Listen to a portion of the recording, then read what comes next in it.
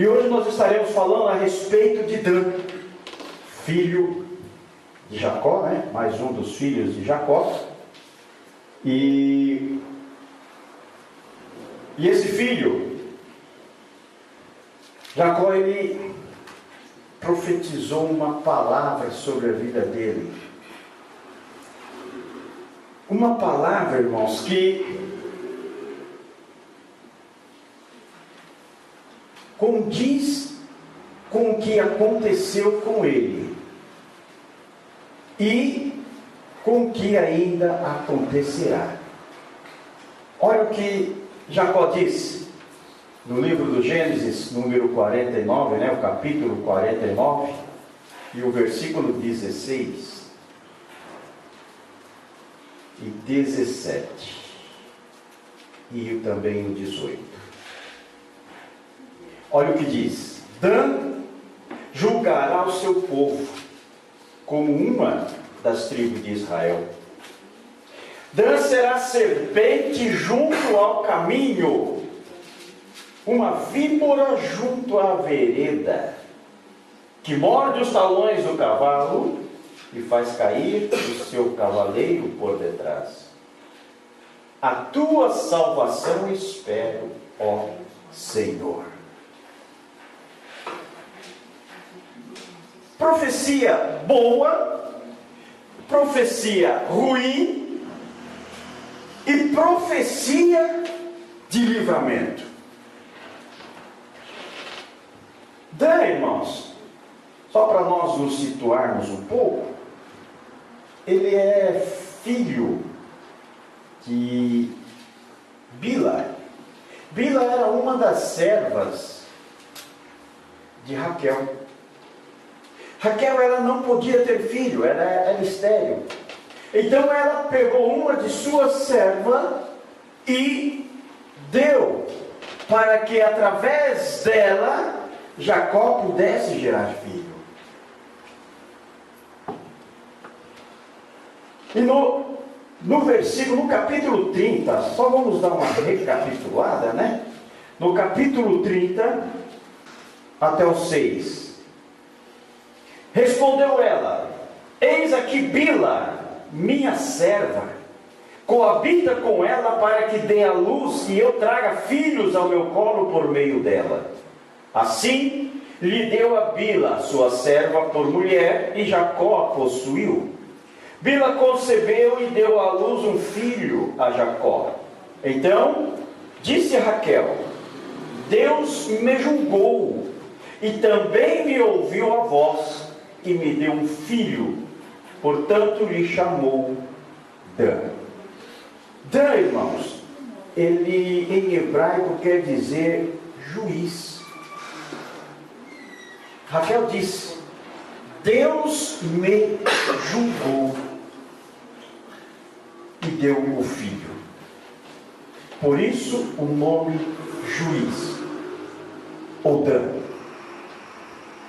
E com o passar do tempo, quando recebeu Dan a sua bênção, Jacó disse, né? Dan julgará seu povo. Já que o seu nome o levava para isso. O levava para ser juiz.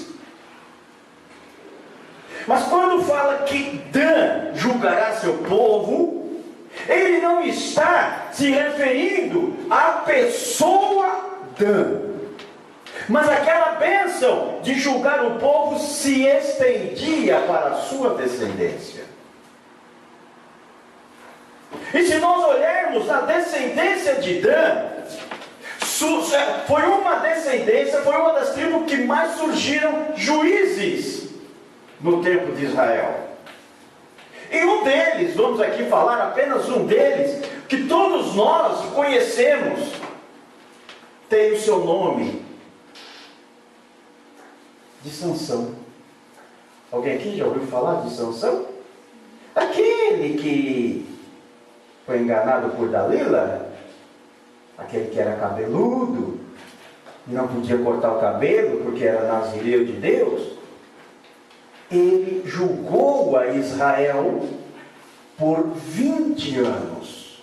Ele foi juiz em Israel por 20 anos. Existiu, irmãos, uma época do povo de Israel que o governante era o juiz. Não existia um rei.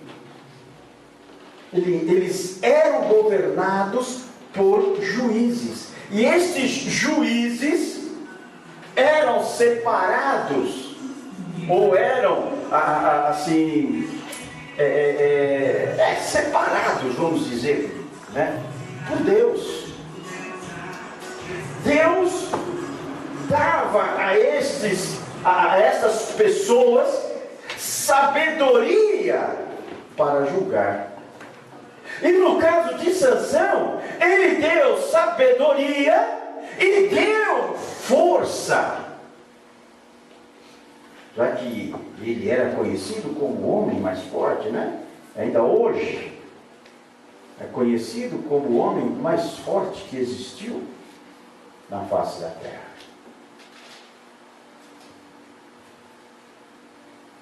Mas, além de juiz, além de Deus julgar o seu povo, como aconteceu por vários anos, ainda tem uma outra coisa.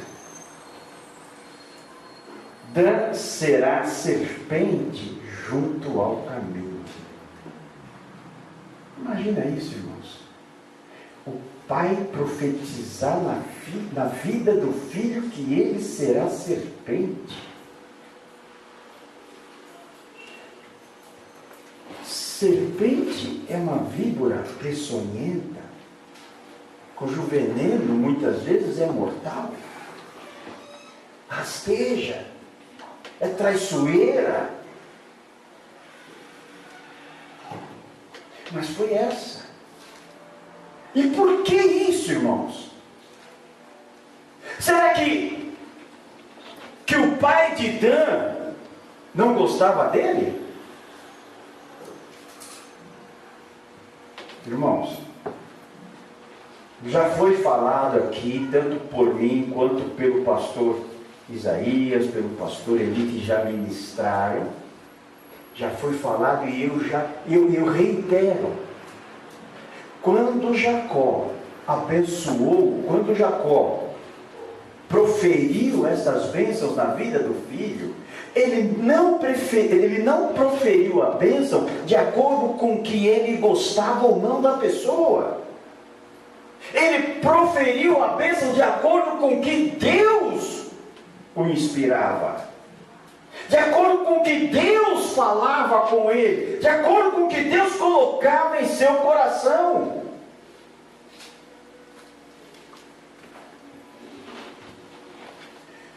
Jacó não sabia como seria a descendência de Dan, mas Deus, através da sua presciência, ele sabia, ele conhecia como seria a descendência de Dan. E diz então aqui: Dan será serpente, víbora ao caminho, que morde os talões, o que morde as patas, né? Próximo das patas do cavalo. O cavalo empina e derruba o seu cavaleiro para trás.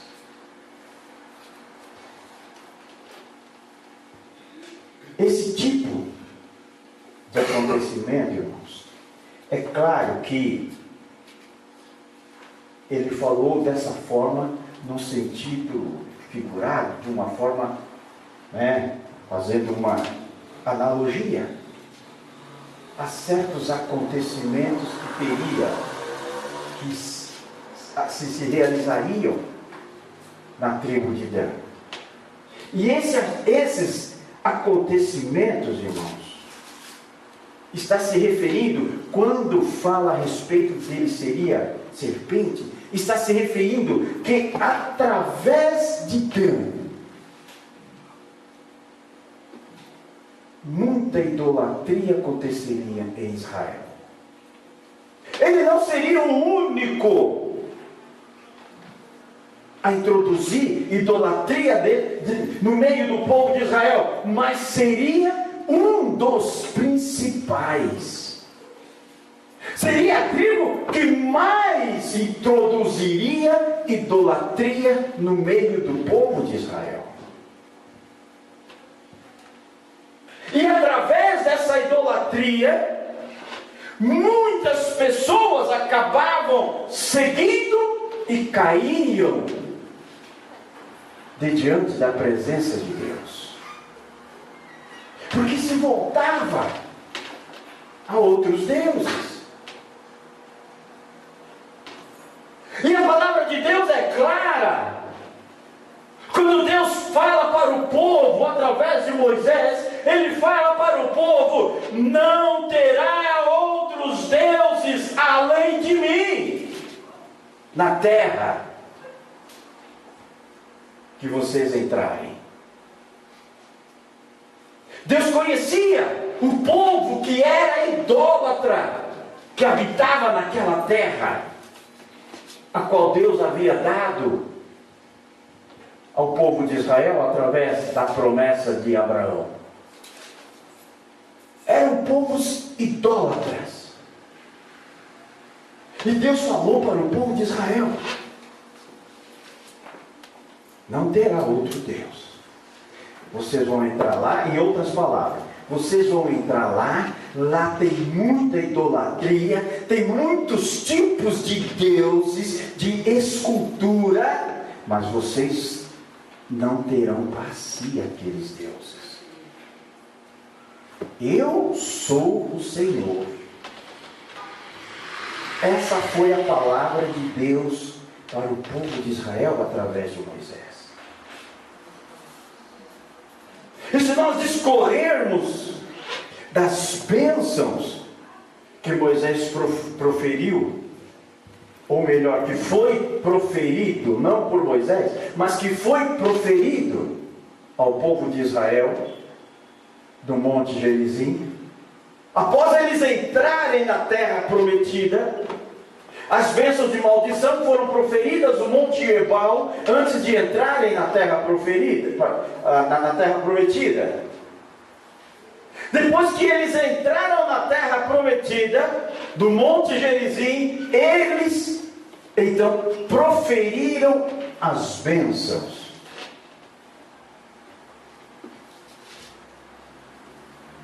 E na maldição, irmãos, Deus fala a respeito da idolatria. Para o povo não se sujeitar. Para o povo não tomar para si outros deuses. No começo, irmãos, até foi mais ou menos dessa forma. Só que depois começou a mudar. E a Bíblia fala a respeito de Dan. A respeito de Dan, olha o que ele diz. No livro dos Juízes, capítulo 18. Olha o que Juízes, capítulo 18.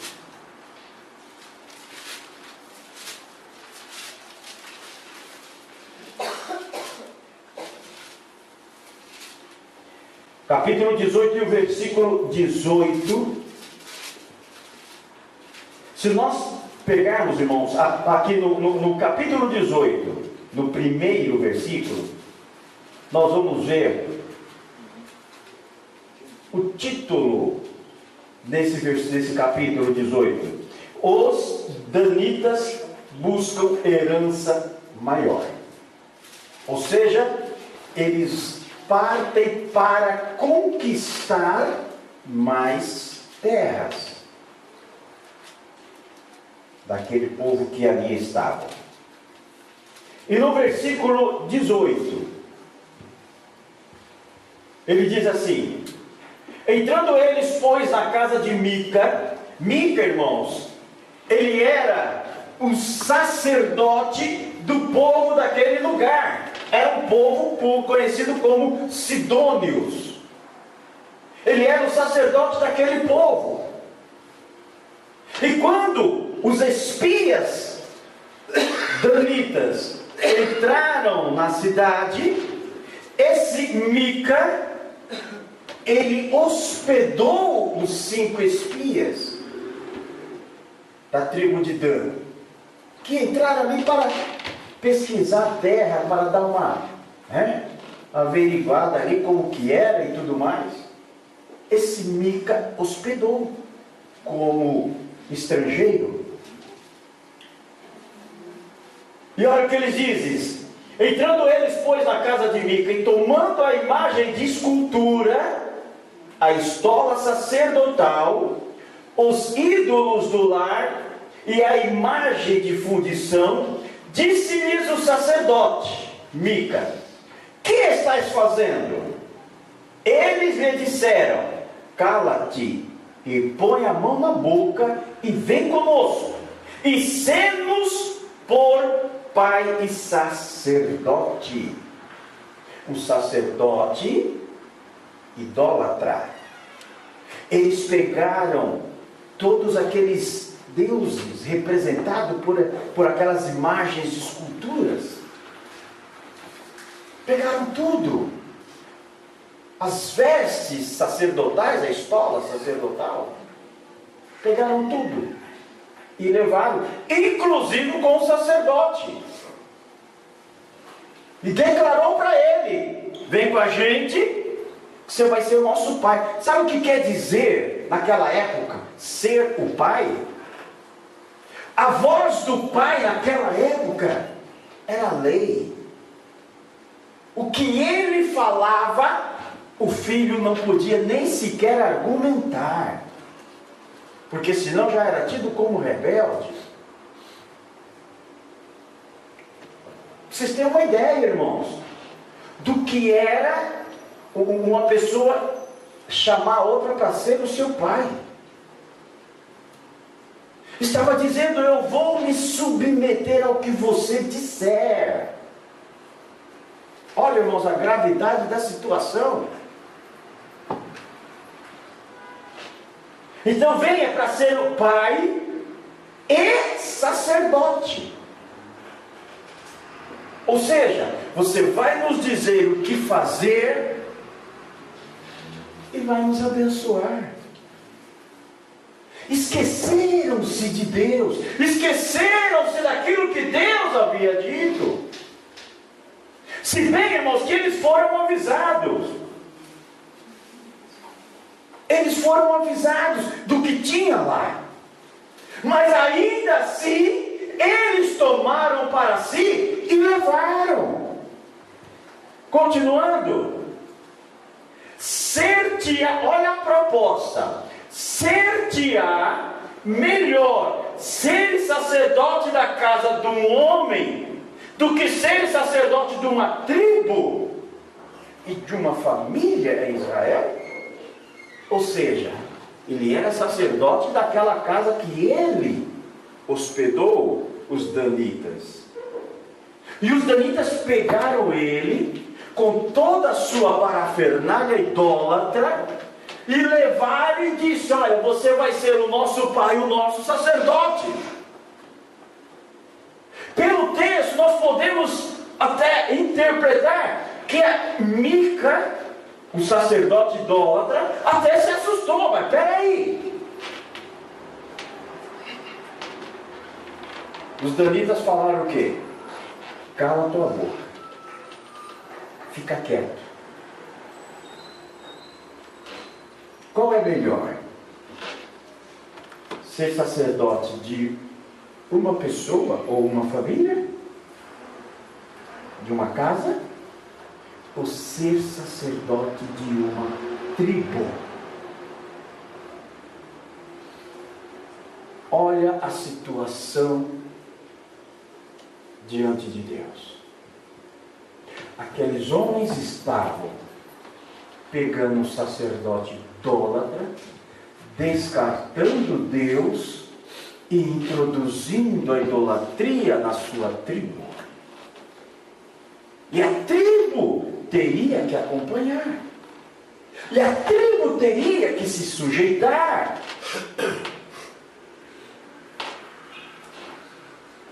Porque isso estava vindo dos principais da tribo.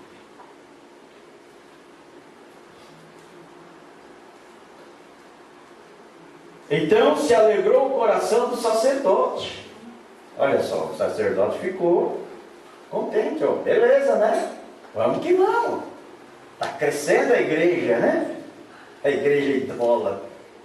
Antes tinha só uma família, agora vai ter uma tribo. Várias famílias. Cresceu. Tomou as escolas sacerdotais, os ídolos do lar e a imagem de escultura e entrou no meio do povo. Assim viraram e, tendo posto diante de si os meninos, o gado e seus bens, partiram. Levaram. Serpente à beira do caminho. Que introduzem a maldição através da idolatria, que colocam Deus de lado, o Deus verdadeiro, para adorar ao outro, que não fala, não ouve, não vê, não faz nada, é apenas uma escultura feita por mãos humanas. A idolatria, novamente, sendo introduzida através de Dan, através dos danitas, se cumprindo a palavra que foi determinada, que foi dita. Alguns podem dizer, pastor, mas não eram bênçãos? A idolatria não é bênção? Ser comparado à serpente não é bênção? Com certeza não. Ser juiz, sim, é uma bênção. Receber sabedoria e autoridade de Deus para julgar o povo é uma bênção. Só que Deus sabia que aquela tribo não permaneceria apenas daquela forma. E então disse o que mais ele seria.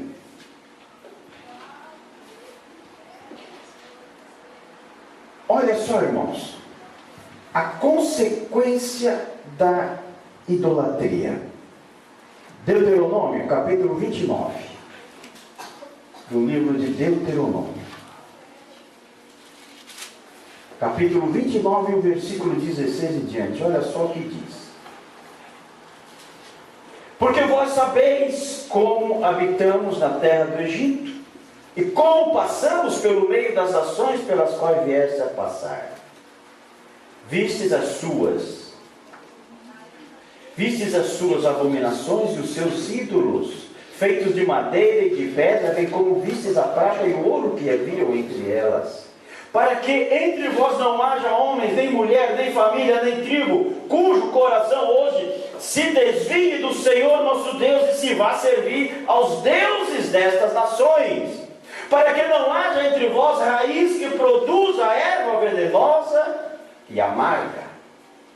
Ninguém que, ouvindo as palavras desta maldição, se abençoe no seu íntimo, dizendo: terei paz, ainda que ande na perversidade do meu coração, para acrescentar à sede a bebedice.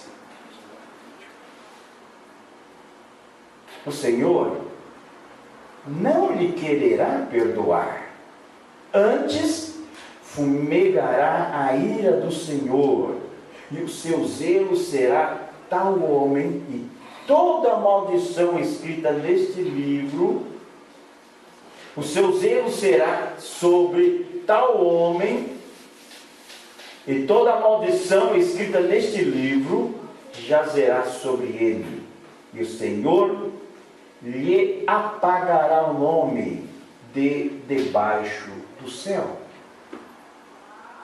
Olha bem, irmãos, o Senhor está dizendo aqui que o Senhor lhe apagará o nome de debaixo do céu, não do céu, debaixo do céu. E Dan, irmãos, a tribo de Dan, realmente ela não se tem notícia na Bíblia de algo que ela fez de bom. Irmãos, aquilo que foi dito para Dan pode parecer uma maldição para ele, mas no final ele diz: a tua salvação espero, ó Senhor. Não termina ali. O Senhor coloca uma saída. O Senhor coloca a possibilidade de uma situação diferente, de um final diferente. E como nós sempre fazemos, irmãos, aquelas bênçãos ou aquelas palavras proferidas para os filhos de Jacó, nós podemos trazer para os nossos dias, para as nossas vidas. Mas como é que eu vou ser juiz? Eu não tenho estudo, eu não fiz. Não precisa. A palavra de Deus, irmãos, nos diz que temos que ser o sal da terra. Ser o sal da terra é ser diferente. Não é ser igual ao povo deste mundo que não tem Deus. É ser diferente. É fazer um juízo diferente. O povo sem Deus tem suas maneiras de pensar, suas maneiras de agir, tem os seus juízos, os seus conceitos. E nós, como povo de Deus, como filhos de Deus, temos que fazer juízo diferente. Temos que julgar não as pessoas, mas as ações, as atitudes. Não para as condená-las, mas para que nós não as pratiquemos. Nós temos que julgar para seguir no caminho certo. Temos que julgar para comparar e ver que o caminho de Deus é diferente, é perfeito. Sansão, como juiz do povo de Israel daquela época, enquanto ele andou no caminho de Deus, quando ele julgou conforme a vontade de Deus, ele se desviava do mal. A partir do momento que ele começou a julgar, a ter os seus conceitos da mesma forma que o povo daquele mundo, daquela época, aí começou a mudar. Porque ele começou a ter os mesmos conceitos que o povo filisteu. Começou a se juntar, a fazer aliança com esse povo judeu, o povo filisteu. Irmãos, o povo filisteu daquela época, para nós hoje, representa o mundo.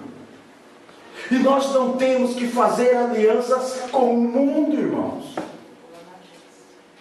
Eu não estou dizendo aqui no sentido de você não ter que trabalhar. Não, irmãos, não é isso. Nós não temos que fazer alianças com o mundo, alianças que nos tirem da presença de Deus.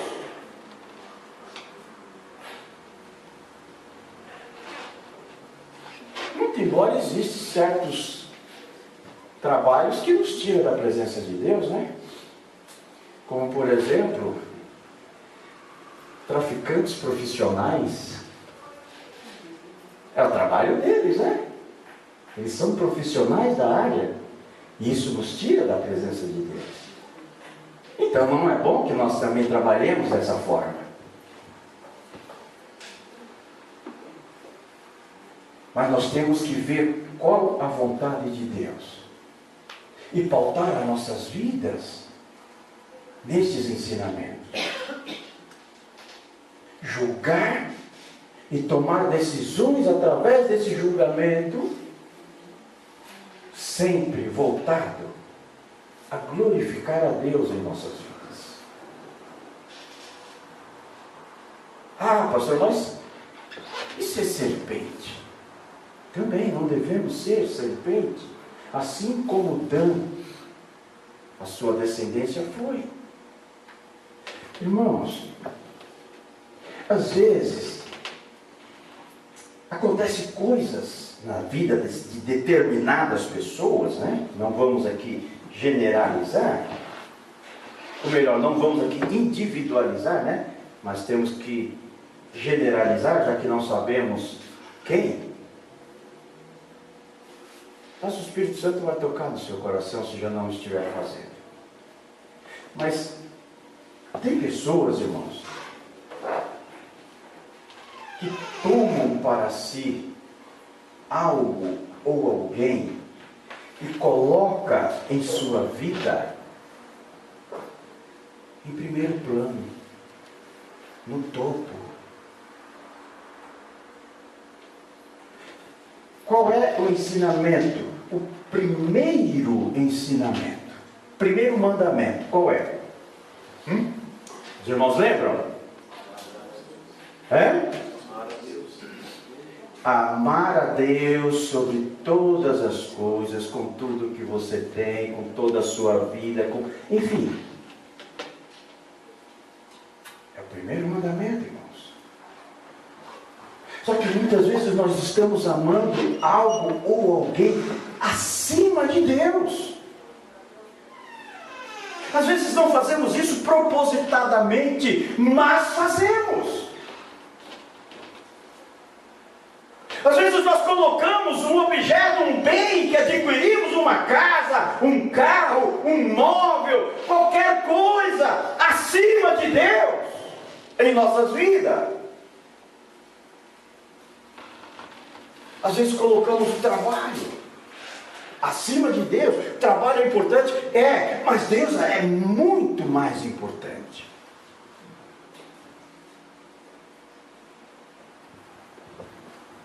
Existe uma história, irmãos, que já se contava já, né, desde 20 anos atrás, ou 30. Não sei se é verdade ou se é apenas história, mas é um ótimo paralelo para nós. Que existia uma determinada pessoa, um determinado irmão com sua família que vinha para a igreja. E vinha nos domingos, escola dominical, consagração, e depois ia para casa e voltava à noite para o culto. Ele e toda a sua família. E ele orava para Deus dar um carro para ele. Ele orava e pedia para Deus dar um carro. E ele falava para o pastor: pastor, ajuda, pastor, em oração, para que Deus me dê um carro, porque Deus me dando um carro fica melhor para eu vir para a igreja com a minha família. E o pastor então falou: vamos conversar então, vamos orar. E num determinado tempo, o irmão comprou um carro, ele conseguiu comprar um carro. No começo foi uma maravilha, todo contente com toda a família. Pastor, olha o carro, olha que beleza, que bênção. Mas o tempo foi passando e o pastor começou a sentir falta daquele irmão.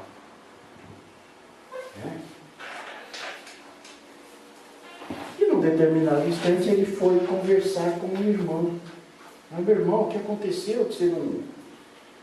Estou sentindo a sua falta na igreja? Aconteceu alguma coisa para você não estar, né, dando a sua frequência como estava antes? Aí ele diz, pastor, agora eu não tenho mais tempo. Mas como não tem mais tempo? Pastor, porque aos domingos, aos finais de semana, eu tenho que passear. Agora que eu estou com carro, eu tenho que passear com a minha família. Então não dá tempo mais de ir para a igreja. Olha a situação, irmãos.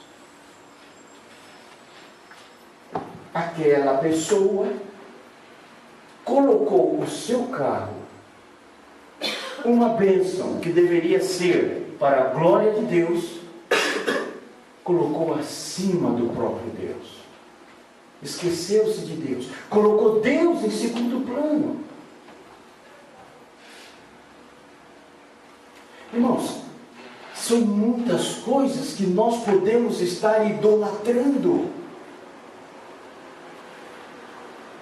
São muitas coisas. Pequenas coisas.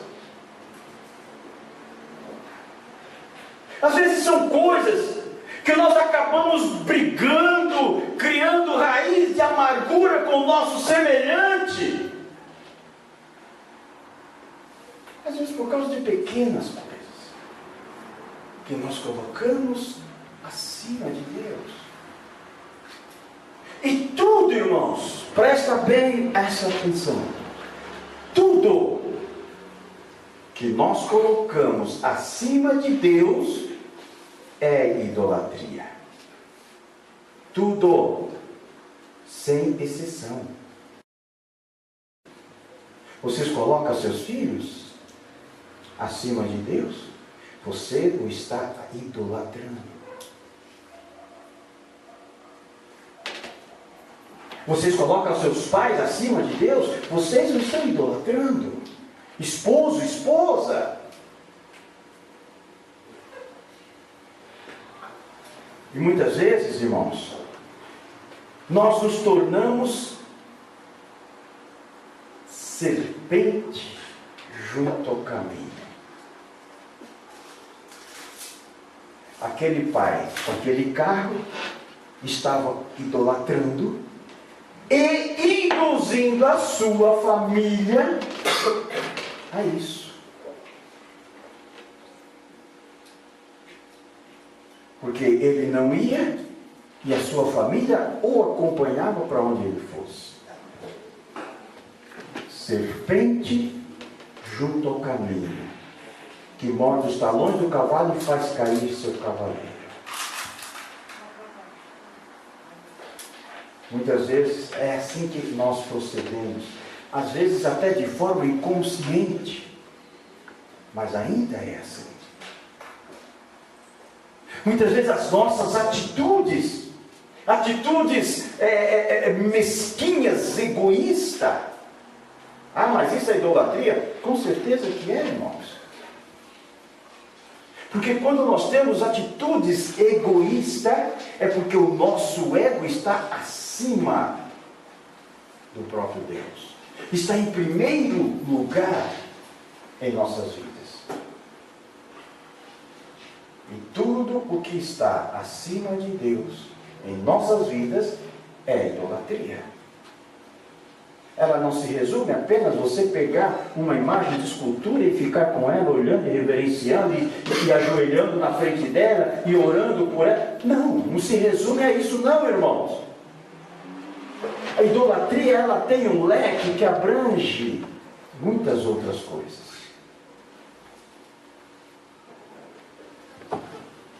Será que estamos sendo realmente serpente, irmãos, junto ao caminho? Será que as nossas atitudes egoístas, egocêntricas, não estão fazendo com que pessoas caem, com que pessoas se desviem da presença do Senhor? Embora não seja o motivo, mas tem pessoas que acabam se distanciando de Deus.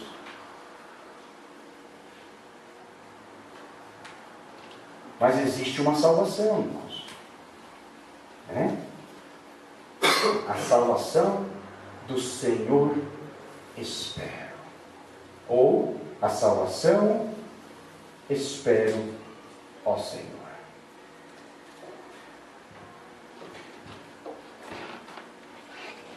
Irmãos, existe uma profecia bíblica no livro do Apocalipse que fala a respeito da manifestação do anticristo.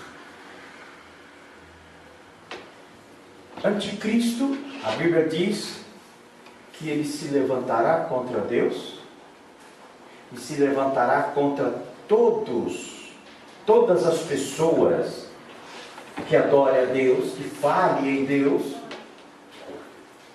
Ele irá se sentar no trono querendo ser Deus, querendo parecer Deus, e quem for contra vai morrer.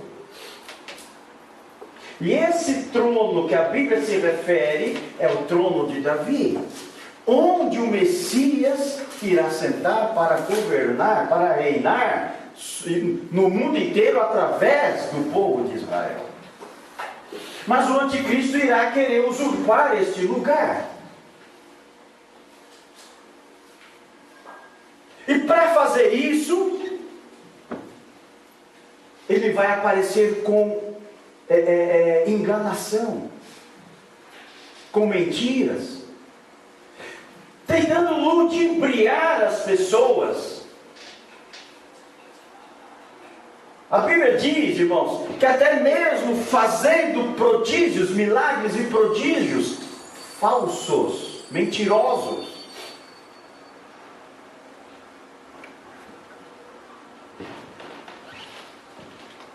para poder enganar as pessoas.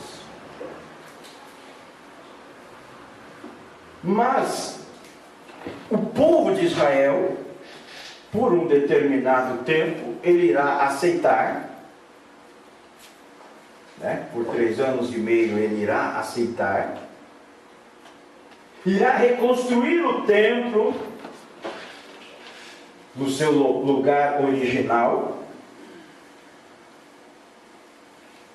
Só que depois desses 3 anos e meio, com o templo reconstruído, que o anticristo ele vai querer ser adorado como Deus. Ele não vai chegar e dizer, me adorem como Deus. Não. Mas ele vai querer receber adoração, mesmo que camuflada.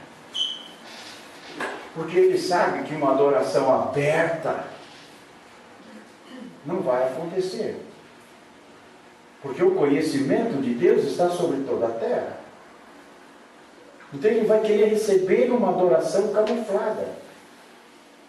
Por exemplo, irmãos, Jesus Cristo, quando foi tentado, foi levado ao deserto pelo Espírito Santo, depois do seu batismo nas águas do Rio Jordão, ele foi levado ao deserto para ser tentado. E depois de 40 dias e 40 noites, então o diabo foi lá para tentar. O diabo tinha um propósito. Ele queria enganar Jesus. Da mesma forma que ele enganou Eva e Adão. Ele queria enganar Jesus. Só que ele já não foi de cara. Ele foi, como diz dos mineiros, né? Ele foi comendo pelas beiradas. Tentando envolver Jesus e enganá-lo. Então ele começou a querer envolver Jesus através da fome. Ele sabia, 40 dias e 40 noites sem comer, acho que a pessoa fica com um pouquinho de fome, não fica? Se a gente não almoça, na janta a gente come tudo que tiver, né? E o que o diabo falou para Jesus? Olha, se você é o Filho de Deus, transforma essas pedras em pães. Como? Você está com fome. Aí você prova que é o Filho de Deus. Alguém pode pensar, mas isso aí não tinha problema nenhum. Ele transformava essa pedra, pessoa, uma pedra dessa aqui ia dar um pãozinho bom, hein? Mas ele estaria fazendo a vontade do diabo. Estaria obedecendo ao diabo. E ele, irmãos, veio para obedecer a Deus, assim como nós. Ele refutou. Nem só de pão vive o homem, mas de toda a palavra que sai da boca de Deus. A Bíblia diz que depois o diabo levou ele ao pináculo do templo. Fale com Deus. Senhor Deus, Pai bendito, diante de Ti estamos agora, Senhor, porque a Tua palavra falou ao nosso coração, Pai. Senhor, não foi palavra minha, meu Deus. Senhor, eu sou apenas um instrumento vivo em Tuas mãos e nada mais. Mas eu tenho certeza que o Teu Espírito Santo tocou em cada coração, Senhor. Eu tenho certeza que o Teu Espírito Santo falou em cada coração, conforme a necessidade de cada um que Tu conheces nessa noite. Estamos falando, Senhor meu Pai, através da Tua bênção, Senhor.